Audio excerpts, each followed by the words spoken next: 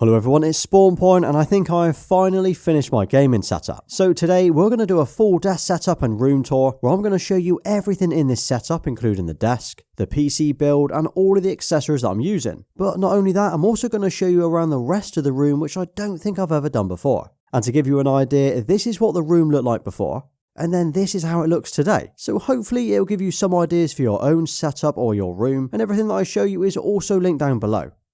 Right, let's start with the desk. So I'm using the Secret Lab Magnus Pro XL, which is a pretty big desk measuring 177cm by 80cm. But it means I've got loads of space on here for all of my gear. Now what's cool is this is a fully motorized sit-stand desk, so it comes with a little control panel on the front. But rather than the control panel hanging down like we see on most desks, the buttons are actually built into the frame, which makes it look so much neater. I'll be honest though, I rarely use this standing as I sit here most of the time, but it's still useful for adjusting the height of the desk depending on the chair or the screen that I'm using. And then across the top I've got this all black desk pad which fits the entire desk. It effectively acts like a giant mouse pad as it protects the metal desk underneath and means I don't actually need to use a mouse mat as well.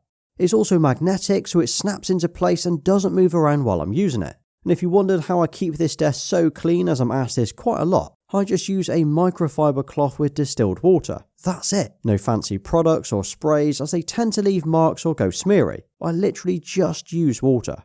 Now what I like about the Magnus desk is you can add accessories to it as well. So one accessory was of course the desk pad, but I've also added a PC mount under here. This is a clever little bracket that attaches to the desk and lets me hang my PC instead of it sitting on the top as I had before.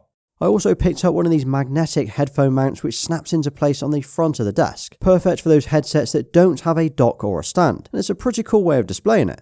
Oh, and one of the best things about this desk is without doubt the cable management. So if you've seen any of my previous desk tip videos or my living room tour, you'll know how much time I spend trying to hide cables out of sight. Well, at the back of the Magnus Pro, there's this little cover that if you flip it up, it reveals a hidden tray where you can hide all of your cables. I've got an extension socket in here, HDMI cables, even a capture card that I use for the PS5. And what's great is I can throw them all in here and keep them out of sight. I'm not worried too much about trying to stick them to the underside of my desk. And then if you wondered where the power cable or the network cables are and why you can't see any hanging down at all, well, they are actually built into the leg. So there's a power socket at the bottom and another one at the top, which means I don't need to run an extension lead down the leg or have 5 different power leads trailing down. And the same goes for the network cable. I actually added one of these extension boxes to the side of the leg. It is such a clever idea, and honestly, these features alone make it my favourite desk to use.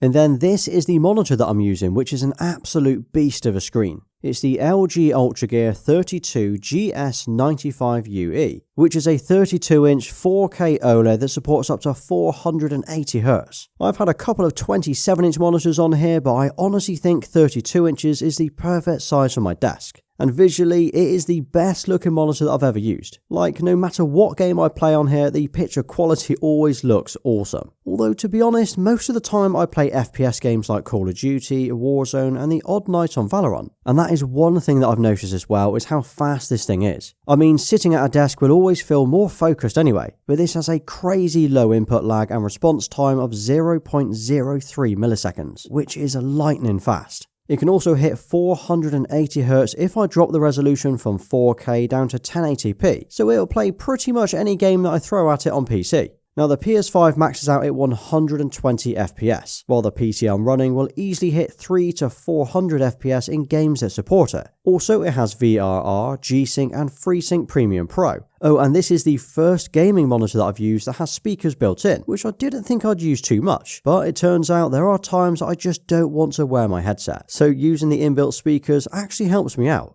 So yeah, it'll take something really special to replace this screen for me in 2025, as it literally does everything that I need. It's got 4K, 480Hz, VRR and it's OLED. I have dropped a link to this monitor down below if you want to check it out.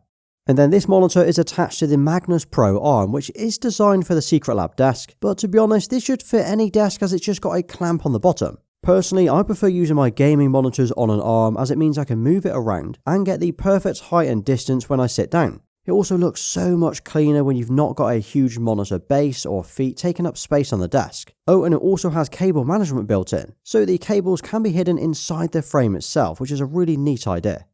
And then on the right side of the desk, I've got the PS5 Slim fitted with the midnight black covers, giving us that stealthy vibe. Now I've only just swapped these out as well, as I normally have the sterling silver covers on here, but I fancied a change for today's video. Now I remember when the slimmer PS5 first launched and everyone hated the design, but nearly a year on, I'm kind of used to it now. Also, it makes the original PS5 look massive when you see the two side by side. But then we'll have the PS5 Pro soon, and there's a good chance that I'll replace this for one of those, but we'll see. Storage wise, I fitted a 2TB NVMe SSD inside, which means I can install a few more games than what the standard SSD can take. I've not got many games on this one, as I mainly use it for multiplayer sessions with my mates, but there are still a few other games I play like GT7 and God of War. And next to that is a DualSense Edge controller sitting on a Geek-made design stand. Now I do like this, as it gives us those adjustable triggers so I can swap between instant and normal mode, as well as two rear buttons. I tend to swap between this controller and the Scuff Reflex, as I find this one decent for every game that I play, whereas the Scuff is better for those FPS games. And that's because it's got those instant triggers where it's great for games like Call of Duty, but terrible for games where you need the full trigger movement like racing games. And then on the other side of the desk, we've got the Astro A50X gaming headset that I use for both PC and the PS5. So these have graphene drivers, a 24-hour battery, and a flip-to-mute mic, which I've always loved on the Astro headsets. But it also comes with a base station, which not only keeps it docked and charged up at all times, it also acts like an HDMI switcher for my setup. So basically, I have my PC and PS5 plugged into the back. And then when I switch the input on the headset, it not only changes the audio, it also changes the video input as well. So one tap of this button, I'm on the PC, and one tap again, I'm back on the PS5. I also think they look pretty nice just sitting here in the dock, and at least there's never a worry that they're not charged up for the next session. Okay, so you've probably seen this in my other videos, but above my desk I've got a framed copy of GTA Vice City on PS2. This is a proper classic game, and even seeing this now just makes me want to play it again. Now you can either buy these ready-made, or you can buy an empty frame and just add your own games. So any steelbooks you've got lying around, this would be a great way of displaying them. And then to the left of that, I've added some new black wooden paneling. No reason other than add some texture and detail to the wall, but it is also acoustic paneling, so it helps a little with the echo in my room when I'm talking or recording these audios. And then in front of that is an IKEA lamp with a smart bulb in, so it means I can change the colour depending on what I'm filming or doing that day. And if you wanted something cool for your wall, well, I've got some Govee Y lights stuck on the right side of my desk. Now what I like about these is they look pretty nice when they are off as well, as they almost look like a piece of art rather than an actual light strip stuck to the wall. But when they are on, I can change the colours and brightness and mess around with their app. I do usually have these set to white, but you could go for the full RGB vibe or some crazy lighting effects as well. Now I should really show you the PC I'm using. So firstly, I wanted something that didn't scream I'm a gaming PC, so I went for the Fractal North XL case. It's pretty big and it absolutely swamps my desk, which is one of the reasons I decided to move it to the bracket under my desk instead. Otherwise, this thing looks really nice with the walnut panel on the front and the brass details on the buttons. And if I go ahead and take the glass panel off on the side, I'll go over the specs, as that's really what you want to know. Okay, so inside it's got an RTX 4080 Super, 64GB of DDR5 RAM, and 4TB of storage. It's also got an i9 14900K processor, I know, should have gone AMD, and that's connected to the ROG Dark Hero motherboard. There are also a total of 7 RGB fans from Corsair and an iQ LCD liquid cooler. I also really like that I can change the image on this LCD screen and change all of the colours if I want to. Now most of the time I do have this set to stealth mode, where no LEDs are on at all, but it is cool that I can change it to any theme that I want. So far I've used this for playing games like Cyberpunk, God of War and Black Myth Wukong, and this thing just eats through anything that I throw at it. Sure, I could have gone for a 4090, but honestly the 4080 Super will do all that I need in 4K. It's also one of the reasons that the Xbox Series X that I used to have sitting on here doesn't get much use these days, as I can play all of those games on here. But I really like the fact that I can hide it away down here and it looks pretty understated, like you wouldn't know what this thing was packing. Oh, and on top I'm also using the Corsair K70 Pro keyboard and the Logitech Superlight 2 mouse. As for the chair, well, I'm using the Herman Miller body, but this one is in collaboration with the Logitech G, so it's got some Logitech branding on both the front and the back. And this has got to be one of the nicest looking gaming chairs out there. I just love the design on the back. Like, it stands out and looks like a gaming chair, but not in a tacky or cheap way, if that makes sense. And would you believe that I've had this thing for over 3 years, yet it still looks like new? It's also one of the comfiest chairs that I've ever sat in. Now I know there are headrests out there that you can add to it, like the one from Atlas, but I've just never felt the need to use one. Maybe I'll add one at some point in the future because they do look really nice. And then under the chair I've added one of these heavy duty floor mats, so although the coasters on the chair will work on carpet, I still wanted to protect the carpet from getting worn out from moving the chair back and forth. Now this one's good as it doesn't fold or roll up, which means it won't flex while I'm using it. It's also got these little spikes underneath to keep it in place as it stabs into the actual carpet. Okay, let me show you what I've got going on over here. So on this wall I've got this huge shelving unit which I use to display all of my gaming merch, controllers and accessories I've picked up over the years. On the top shelf I've got some of my PlayStation statues. So there's the God of War Ragnarok hammer from the collector's edition. If you've played the game you'll be familiar with this, and I'm amazed at just how detailed this is. Then next to that is the Venom statue that came with the Spider-Man 2 collector's edition. It's got Venom in the middle with Miles Morales on one side and Peter Parker jumping in on the other. And I would say out of all of the statues that I've got, this one is definitely my favourite. Okay, then next to that, any guesses what this is? Or what game this is from? I'll give you a clue, it only launched this week. Okay, then next to that I've got the Last of Us Part 2 statue of Ellie that came out in 2020 on the PS4. Okay, then on the next shelf down, I've got some of my controllers that I currently use. So I've got a charging dock here with a couple of controllers on, including the Scuff Reflex that we talked about earlier. And next to that is a triple dock that I use to show off some of my limited edition controllers. That includes the Spider-Man 2, the Astro Bot controller and the Final Fantasy 16 controller. And this one I had to import from Japan as they never actually launched here in the UK. Okay, and then this here is a Spider-Man helmet that I recently picked up. Now originally I actually saw this in a store for about £200, but then I picked it up on Amazon for half that price. Now I'm using it as a statue piece, but you can wear it and use it like a mask, although the vision is terrible as you cannot see anything through it at all. It also has these light up eyes where you can turn them on or off or change the colour. Ah yeah, then here's a cool item that I was given a few months ago. This is a 3D printed platinum trophy. Such a simple idea, but it works really well. Oh, and I've also got an Xbox achievement trophy down here as well. And then here are some of the PlayStation accessories. So there's the PlayStation Portal, which I usually use when I want to watch something on TV at the same time as playing. And when it's not in use, it's sitting here in a charging dock. I featured this during my top 10 accessories video that I did last week. I currently have it set to blue, but this LED can show any colour or be switched off completely. And then next to that is the PSVR 2 headset and the controllers, which I really need to use more. There are some great games out there, I've just not had the time to play them recently. And then if we look down here on the bottom shelf, I've got my childhood N64 complete with GoldenEye. And this is the actual console that I had when I was a kid. So I'm thankful that my parents held on to it all these years. Maybe one day I'll do a video playing through my old games and how they look today. But for now, this just sits here on my shelf. And next to that is the ROG Xbox Series X. This was sent out to me as part of a collaboration last year between Xbox and ROG. It used to sit on my desk, but since getting the PC, it unfortunately doesn't get much use anymore. Although I couldn't ever get rid of it as it's got a custom skin on it with SpawnPoiint on the side, so this is a pretty cool design.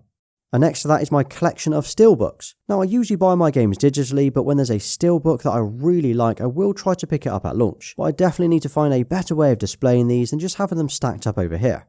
And then to the right of my shelves, I've got my favourite piece of merch, and my second favourite PS4 console, and that's the 500 million PS4 Pro. So this launched back in 2018 when PlayStation hit 500 million console sales across all of their consoles since the PS1. They made 50,000 of these, and as I was lucky enough to buy one, I keep it displayed on my wall. Now I say it's my second favourite as the 20th anniversary PS4 is still the best design that we've had so far, although that 30th anniversary PS5 does look awesome that launches in November. And over here is the Xbox fridge, which I no longer have switched on as it is far too loud. But I do store random food and drink in here that I don't mind being at room temperature. It also has a cool light on the front and a working USB port. Oh, then above that is my 100,000 play button that I got back in 2021. Oh, and actually I've just thought this isn't the only shelf that I've got in this room. So over here by my door, I've got a smaller shelf that I normally use for dumping post or parcels on. But I do have some controllers and random items on here as well. There's also another framed game, this time Astro Bot. I did buy this game at launch to play, but then PlayStation sent me a digital code of the game, so I ended up framing it instead. I've then gone ahead and added some more black paneling over here, which ties in with the other wall. And what I'm thinking of doing with this wall is adding some brackets here so I can display all of my controllers. And then something that I don't feature that often in my videos is the other side of my room. So behind my gaming setup, I have another desk setup that I basically just use for work. This is essentially my productivity setup that I'll sit at for writing and editing these weekly videos and doing my voiceovers. Now I might do a full desk tour at some point, but let me quickly show you around. So I'm using another sit-stand desk, with this time from Ergonoffice. This is the Sway desk in a nice walnut finish. The screen is a 40-inch ultra-wide called the LG 40WP95C. I've had this for about 3 years and I could not go back to a smaller screen for work. It is just so much easier for editing these videos with all of the space. And that is connected to a 16-inch M1 MacBook Pro, which is also about 3 years old. And this is what I use to edit everything on the channel. As for the mic, this is the blue Sonar mic mounted to the Yeti Compass arm. I regularly swap out my mics as I'm always wanting to get better audio in my videos, but this is the one that I've used for about the last year. Let me know what you think to it. And as it's an XLR mic, that is connected to the Evo 4 interface that I have sitting under here. A few other accessories that I have on here include the Grove-made monitor riser, and that just gives the monitor some height and extra storage for me underneath. There's a MagSafe charger for my iPhone, a wooden dock for the MacBook Pro, and a leather desk pad. I'm also still using the Logitech MX range, which I think is a great combo.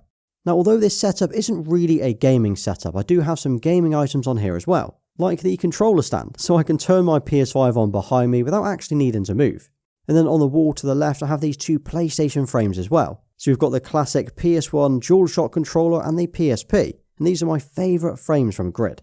Oh, and the chair. This is the Herman Miller Vantage. It's actually their cheapest gaming chair in the entire lineup, and I tend to use this more than the Aeron chair that I've already got. That's mainly because I like the head and the neck support. And then here is the whole room. What do you think? I've tried to create a room that I actually want to spend time in, whether it's working, gaming, or creating these weekly videos, and I'm really happy with how it's turned out. Now drop a nice gaming setup in the comments and I'll give you a thumbs up for staying right till the end. And if you did enjoy today's video, check out my top 10 PS5 accessories video next. That should give you some ideas for your setup. Well, thanks for watching. Please like, subscribe and follow me everywhere. Until next time.